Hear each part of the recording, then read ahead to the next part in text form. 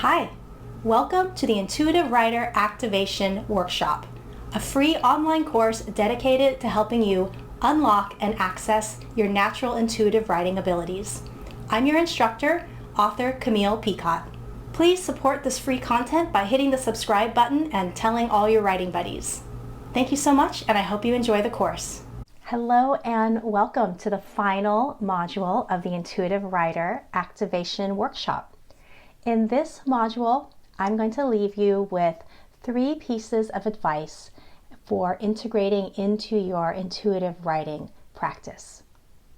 And there are 3 very simple words of advice. They are surrender, ask, and act. So I'm going to break each of these down briefly for you. When I talk about surrender, when you work with the universe, you really have to surrender your plans and your expectations. So I want to give a few examples of what this might look like. When I talk about surrendering your plans and your expectations, that can be applied to your story. So a lot of times when I move into a story, I have plans and expectations that I have created in this lovely brain of mine, but the energies that come through have completely different plans.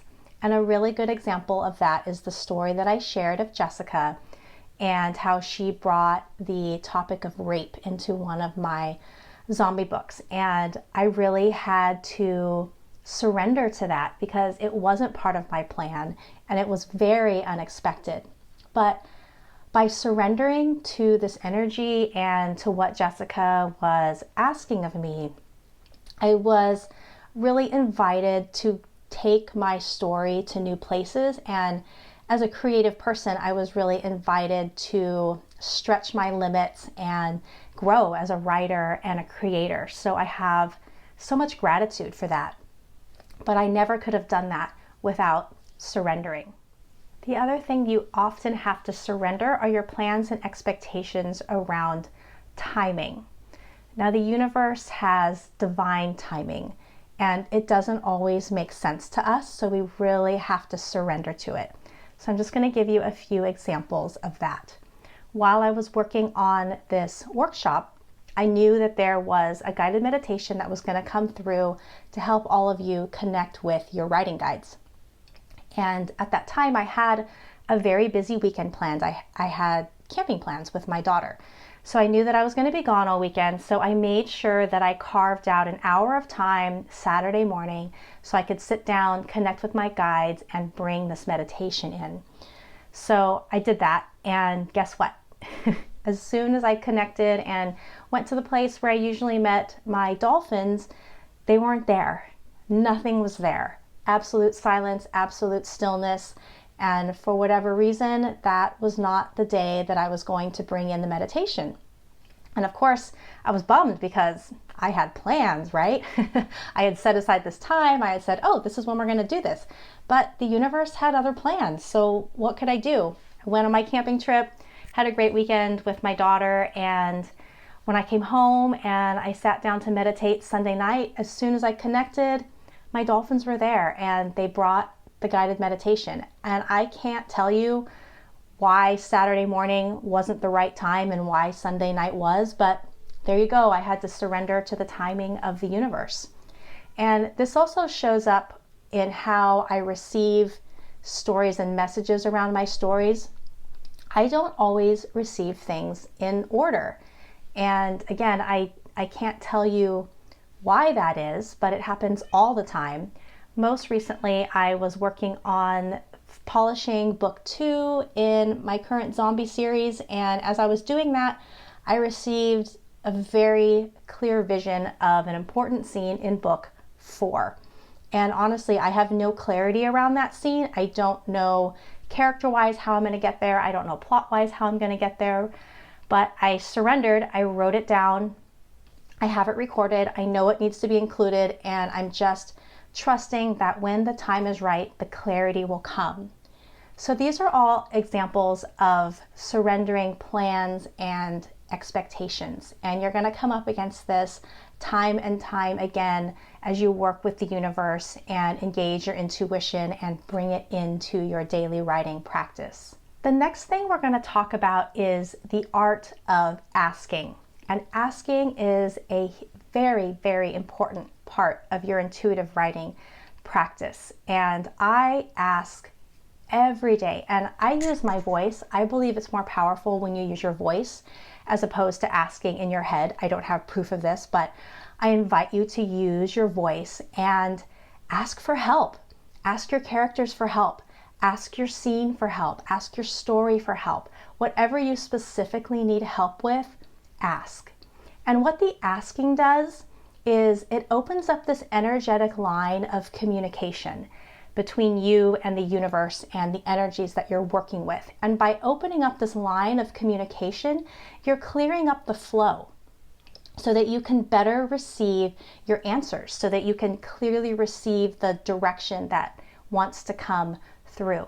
So yeah, make sure that you are asking every day. I ask for help in my creative life at minimum 2 times a day. I always ask first thing in the morning when I wake up, and it's the last thing I do before I fall asleep at night. And honestly, I ask a lot during the day too. So just some examples.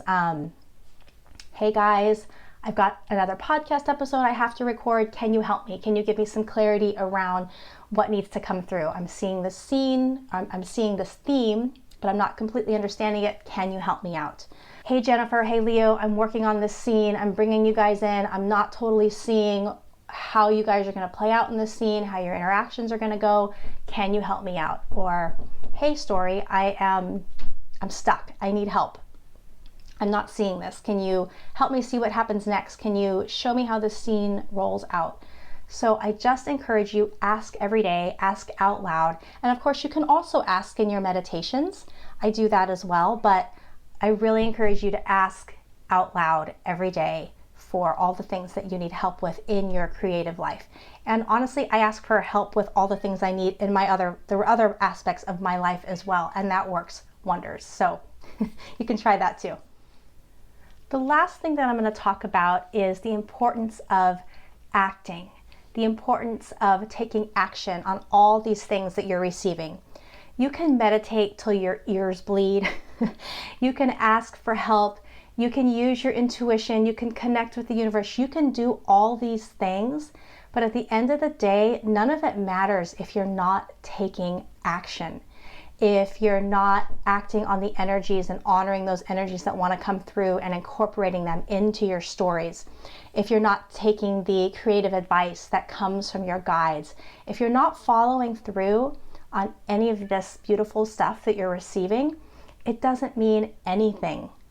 So again, as you incorporate intuition into your everyday writing practice, it's really important to surrender. It's really important to ask, and most importantly, it is imperative that you take action. These are the final words of advice that I'm leaving you, and I am so excited for you to begin your intuitive writing journey, and I know that you're going to be coming back to this workshop over and over again to access all of the meditations that have been created for you.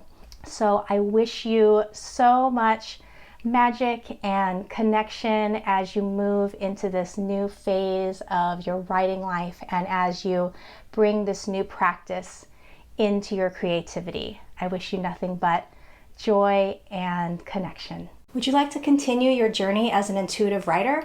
Be sure to go back and listen to old episodes of the Intuitive Writer podcast. They are rich with information and helpful tips. I also have a lot of ideas for more free courses that I would love to offer on this channel, but I need your support to do that. Please be sure to hit the subscribe button and share this content with your writing buddies. Thank you so much.